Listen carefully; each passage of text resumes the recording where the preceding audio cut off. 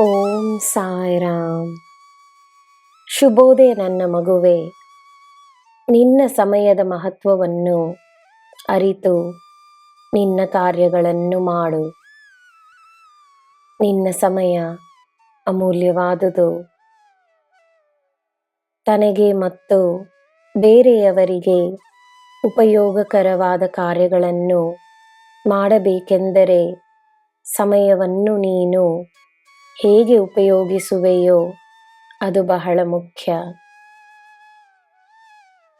ನನ್ನ ಸಂಪೂರ್ಣವಾದ ಸಮಯ ನಾನು ನಿನಗೆ ನೀಡಿರುವೆನು.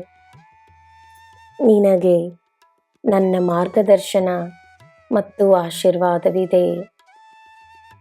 ನೀನೇ ಗೆಲ್ಲುವೆ.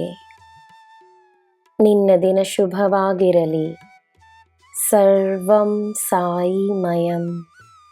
ಜೈ ಸಾಯಿರಾಮ್.